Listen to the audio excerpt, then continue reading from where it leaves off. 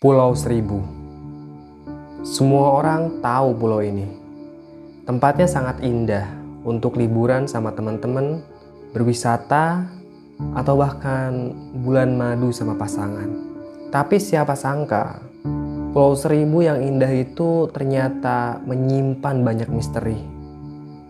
Termasuk makhluk-makhluk astral yang menghuni Kepulauan Seribu. Kali ini, Mbah akan bawain cerita tentang kisahnya Bram dan Marlina yang berlibur ke Pulau Seribu bersama teman-teman kantornya. Dan pada segmen kali ini, Mbah akan berperan sebagai si Bram yang tak lain adalah pacarnya Marlina. Tanpa banyak basa-basi lagi, langsung aja kita simak ceritanya.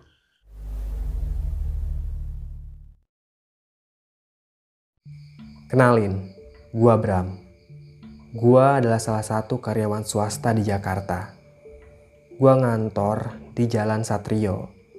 Nah, setiap tahun kantor gua itu selalu ngadain tour buat karyawannya. Tahun kemarin aja semua karyawan kantor gua itu tour ke Bandung. Dan kebetulan pada tahun 2018 kantor gua ngadain tour ke Kepulauan Seribu. Dan gua akan bagi kisah horor ini ke kalian semua. Semoga kalian gak ngalamin apa yang gua alamin di Kepulauan Seribu. Sebelum gua cerita lebih lanjut, gua mau jelasin kalau gua ini punya pacar di kantor, namanya Marlina. Dia satu kantor sama gua. Sebenarnya Marlina lebih dulu kerja di kantor itu, sedangkan gua baru 6 bulan. Nah, dan kebetulan di bulan ke-6 kantor ngadain tour ke Kepulauan Seribu. Jelas aja gua sama Marlina seneng. Karena gua sama pacar bisa jalan-jalan bareng secara gratis. Dan gua juga mau kenalin ke kalian semua dengan Mbak Sarah. Dia ini manajer gua ya. Dia yang mimpin perjalanan ini ke Kepulauan Seribu. Nah, waktu itu semua karyawan sepakat berkumpul di Muara Angke jam 6 pagi.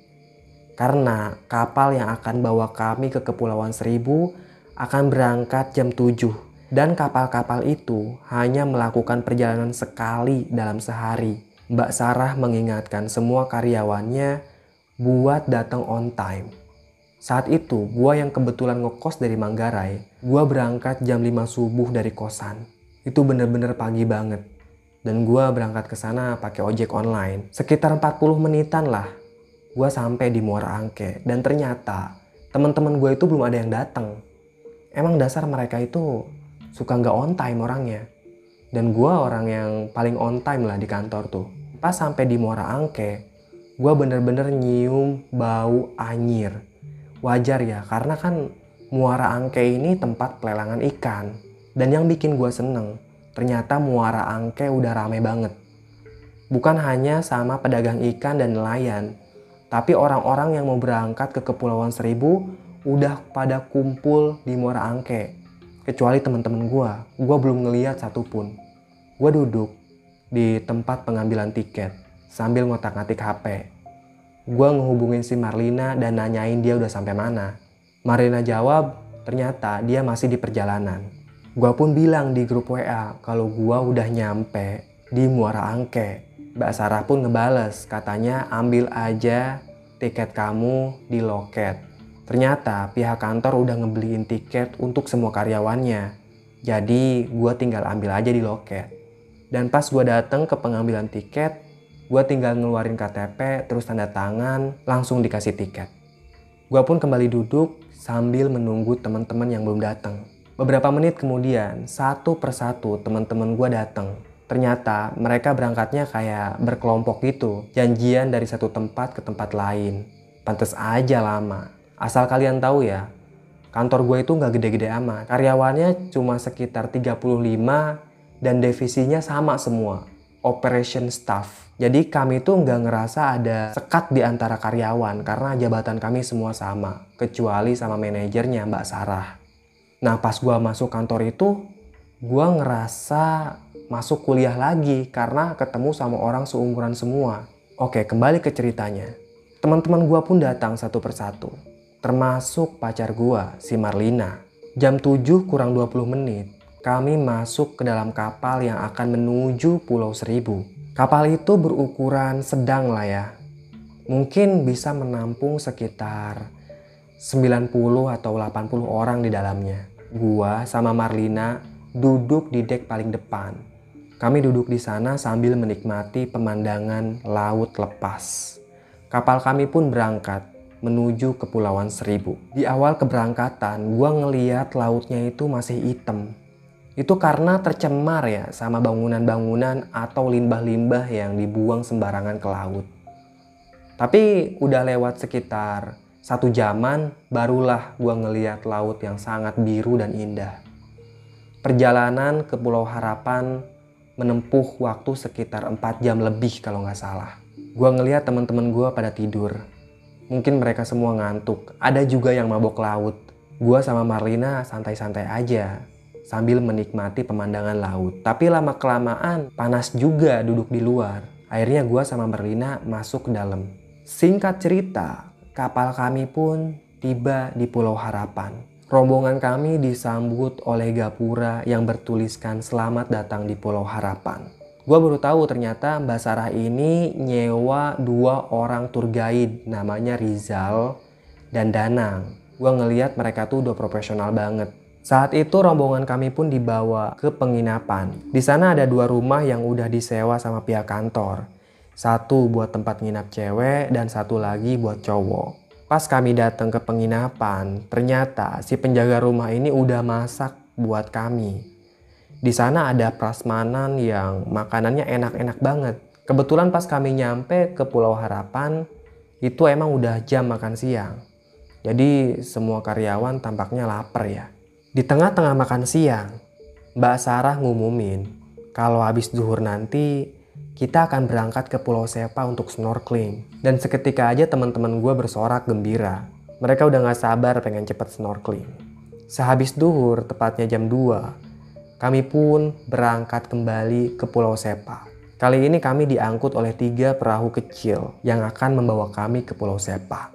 Pas nyampe di sana, ternyata 3 perahu kecil ini hanya mengapung di dekat Pulau Sepa. Teman-teman gua pun langsung ngambil alat-alat snorkeling dan berenang di bawah perahu. 2 tour guide memperhatikan kami dari atas perahu. Mereka sangat teliti dan mengingatkan agar tidak keluar dari pembatas. Gua sama Marlina ikut turun ke air. Kita snorkeling bareng dan ngeliat ikan-ikan yang sangat lucu dan warna-warni. Nah, kami berdua tertarik dengan satu ikan badut. Ya, kalau misalkan dalam film namanya ikan Nemo ya. Dan dia berenang ke arah barat. Gua sama Marlina pun ngikutin si ikan badut. Gak kerasa, pas kami muncul ke permukaan, ternyata kami udah jauh dari rombongan. Gua ngeliat si Rizal ngelirik ke arah kami. Tapi dia gak manggil kami karena memang sebenarnya kami itu belum melewatin pembatas. Kami masuk lagi ke dalam air dan pas kami cek lagi ikan badut itu udah ngilang. Gua sama Marlina kembali ke permukaan. Kami pun saling tatap. Entah apa yang terjadi tiba-tiba aja. Gua kayak punya hasrat gitu. Gua pengen cium si Marlina. Dan saat itu juga kami ciuman di tengah-tengah laut. Untung aja gak ada yang ngeliat. Ciuman kami gak berlangsung lama. Setelah itu kami pun mendekat ke arah rombongan. Tapi pas kami berenang ke arah rombongan, tiba-tiba aja Marlina berteriak. Dia kayak kaget gitu. Pas gua tanya, kenapa? Tadi kayak ada yang narik kakiku, kata Marlina. Hah?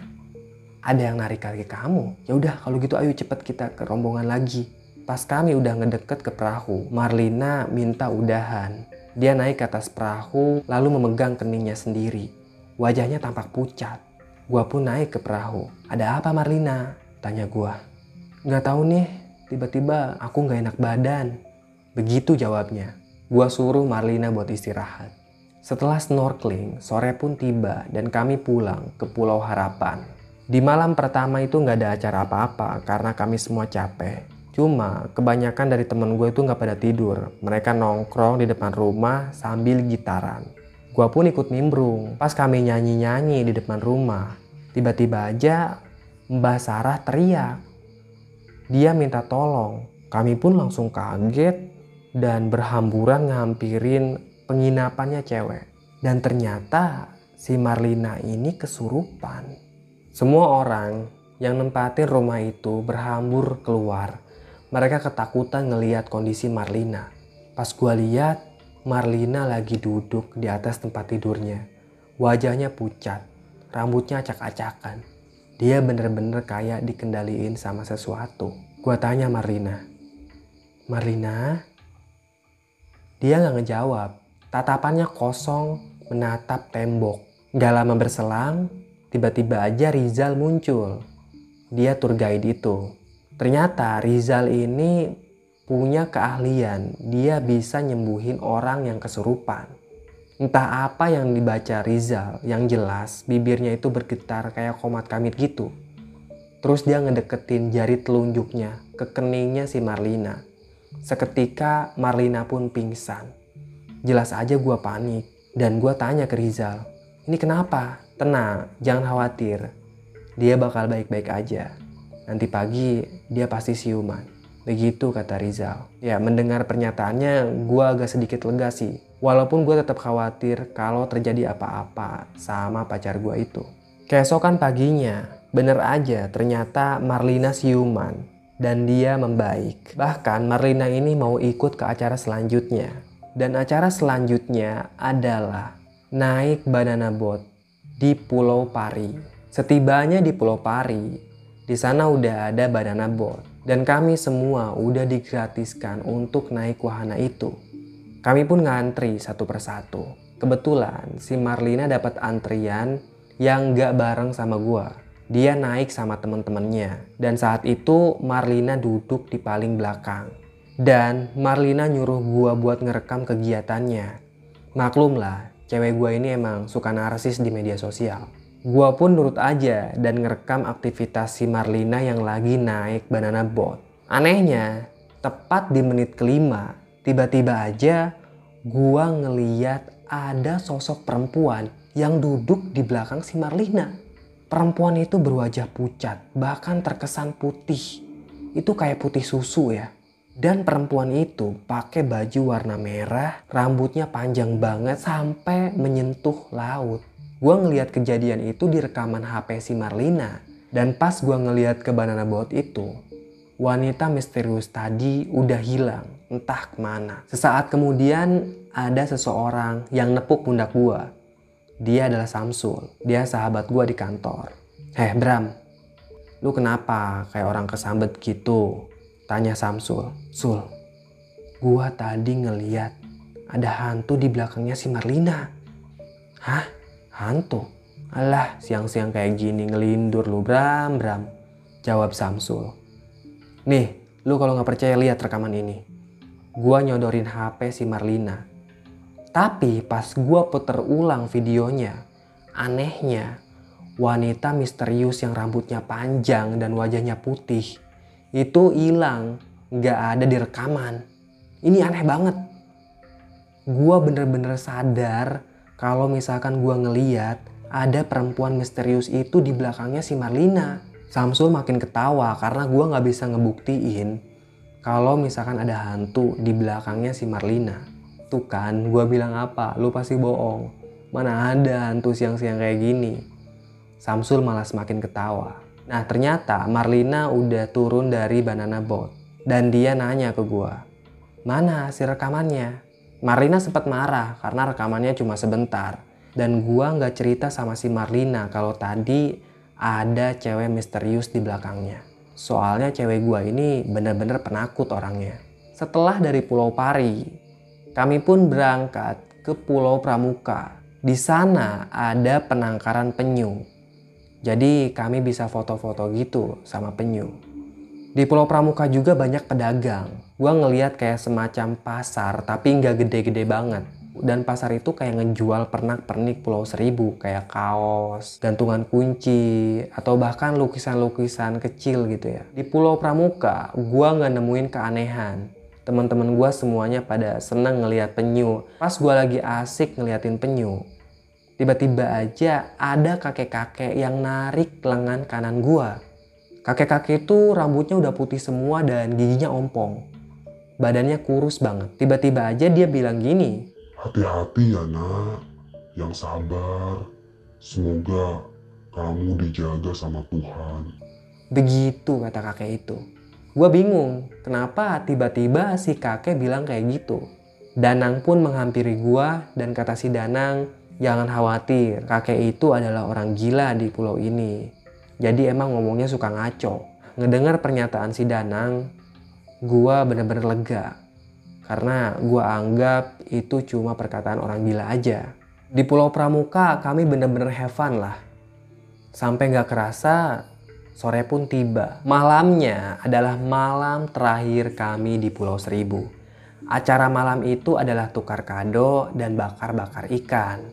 Kami semua karyawan udah bawa kado masing-masing dari rumah. Karena itu emang peraturannya.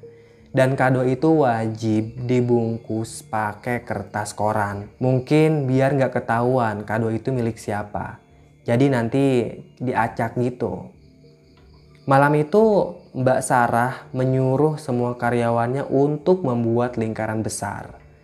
Kami pun nurut dan kami membuat lingkaran. Kado-kado itu dimasukkan ke dalam karung dan dibagikan satu persatu. Buat nama yang dipanggil, maka dia harus maju dan menerima kado itu. Kado itu juga harus dibuka di tempat, biar ketahuan apa isinya. Pas nama Marlina dipanggil, dia maju ke depan.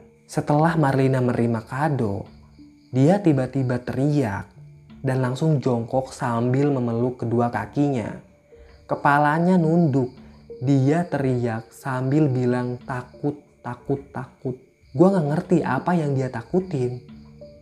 Emang ada apa Marlina? Kenapa? Semua orang yang ada di sana panik ngeliat tingkah si Marlina. Marlina bilang ada laki-laki dengan kakinya yang sangat panjang menjulang tinggi ke langit. Wah, semua orang yang ada di sana langsung merinding. Bahkan Mbak Sarah langsung membubarkan acara.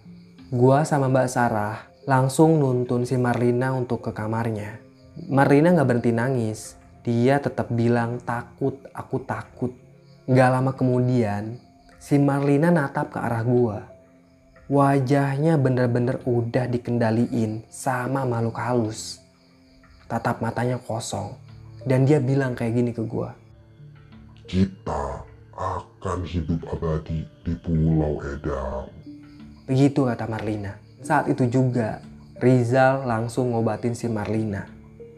Seketika Marlina pun sembuh dari kesurupannya. Rizal bilang si Marlina ini emang lemah jiwanya, jadi gampang dirasuki. Sekali lagi dia ngingetin ke gua kalau Marlina bakal baik-baik aja. Dan besok pagi pasti siuman. Seperti pada malam sebelumnya gua ngerasa tenang-tenang aja. Dan gua gak sabar pengen cepet pulang. Karena gua rasa Pulau Seribu ini udah gak aman buat Marlina. Malam terakhir di Pulau Seribu, gua malah gak bisa tidur. Soalnya teman-teman gua berisik banget. Gak kerasa, ternyata udah jam 2 malam, gua gak kunjung tidur. Dan pas gua lagi ngobrol sama si Samsul, gua ngedenger ada suara Mbak Sarah yang minta tolong.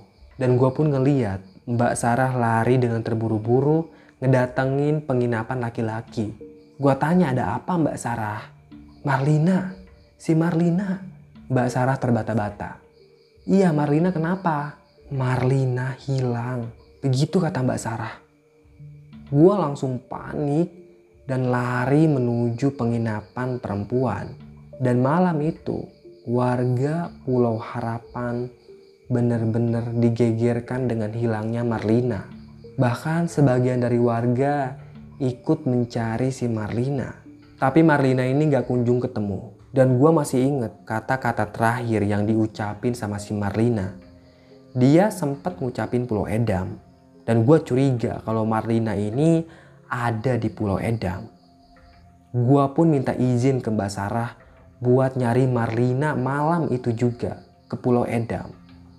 Gue minta sama Rizal dan Danang buat nganterin gua ke Pulau Edam. Awalnya Danang sama Rizal nolak karena gak masuk akal kenapa si Marlina tiba-tiba ada di Pulau Edam.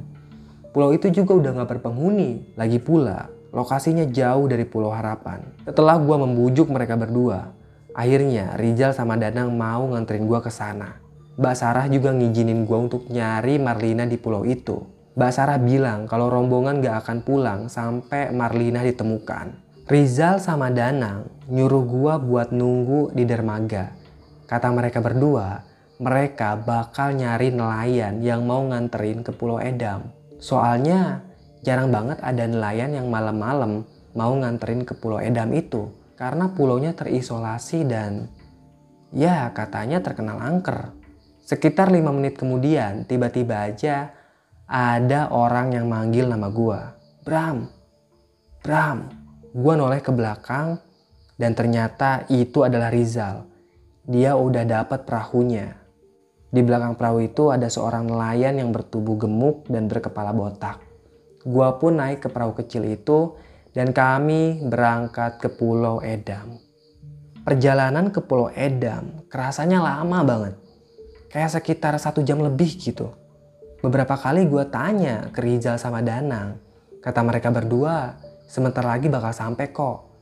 Rizal nunjuk ke mercusuar. Ternyata Pulau Edam ini ditandai dengan adanya mercusuar. Kata Rizal, mercusuar itu dibangun oleh Belanda karena dulunya Pulau Edam sangat sibuk oleh lalu lalang kapal Belanda.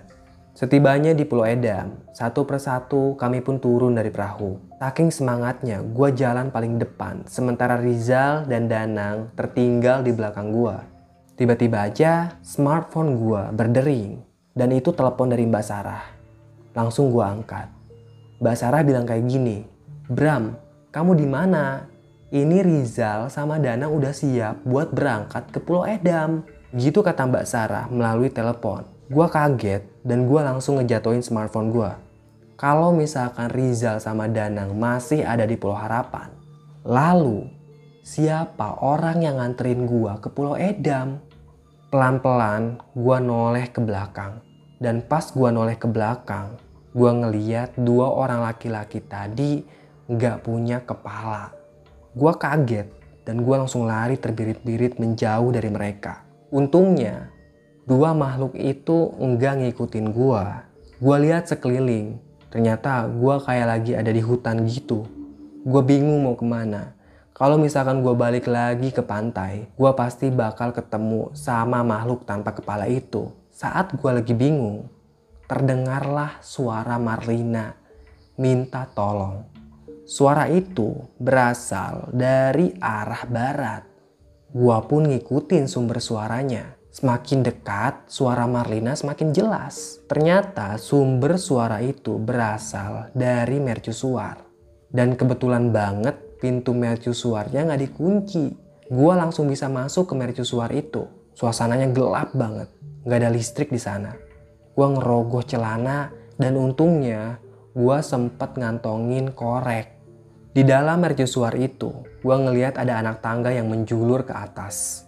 Anak tangga itu pasti menuju puncak mercusuar. Dan kebetulan, gue ngedenger suara Marlina itu kayak bersumber dari atas mercusuar. Gue pun naik perlahan menyusuri anak tangga itu. Semakin naik ke atas, semakin jelas suara Marlina. Dan saat itu, gua ngeliat ada sosok perempuan yang duduk di atas tangga. Ternyata itu adalah Marlina. Pas gua sentuh pundaknya, Marlina, tiba-tiba aja tubuh gua kepental. Gua jatuh dan tubuh gua menggelinding dari atas. Seketika aja gua pingsan. Nah dan pas gua pingsan, saat itu gua mimpi. Gua kayak ngedapet petunjuk gitu. Dalam mimpi itu, gua ngeliat si kakek-kakek orang gila yang pernah ngingetin gua. Dia bilang kayak gini, kalau kamu mau selamat, kamu harus ziarah ke makam Fatimah. Dan makam Fatimah itu ada di belakang mercusuar. Gak lama kemudian, gua pun siuman. Buru-buru gua keluar dari mercusuar itu dan mencari makam Fatimah. Dan bener aja, di belakang mercusuar itu ternyata ada pemakaman. Gua lupa berapa jumlah makamnya. Dan gue juga gak tahu yang mana makamnya Kangjeng Fatimah. Akhirnya gue duduk aja di antara makam-makam tersebut dan membaca doa sebisanya. Dan gak lama berselang setelah gue membaca doa, gue ngeliat tubuh Marlina terkapar tak berdaya di bawah batang pohon. Gue langsung ngedatengin Marlina dan ngecek keadaannya. Dia masih hidup. Buru-buru gue bopong Marlina dan berjalan menuju pantai. Gue udah gak peduli sama dua hantu tadi. Yang penting sekarang gue bisa nyelamatin si Marlina. Dan untungnya pas gue sampai di pantai, gue ngeliat ada Rizal, Danang, dan Samsul. Ternyata mereka udah curiga kalau gue ini udah dibawa sama makhluk halus ke Pulau Edam. Saat itu gue bersyukur banget gue bisa nyelamatin Marlina dari petaka ini. Gue sih heran banget ya kenapa cuma Marlina yang diincer sedangkan gue baik-baik aja. Ternyata pas gue pikir-pikir ulang, gue kan berasal dari kampung ya. Dan di kampung gue itu setiap anak harus dikalungi sama kalung hitam. Katanya kalung yang gue pakai selama bertahun-tahun ini khasiatnya buat nolak gangguan jin. Mungkin aja kalung inilah salah satu alasan kenapa gue gak kena petaka. Saat itu gue bener-bener kapok, ciuman di tempat-tempat yang asing. Gue sadar kalau di dunia ini manusia gak hidup sendirian. Ada makhluk lain yang hidup berdampingan bersama kita. Dan kita harus menyadarinya. Selesai. Terima kasih udah nyimak cerita Mbah. Tunggu kisah-kisah lainnya ya. Tetap sehat dan salam merinding.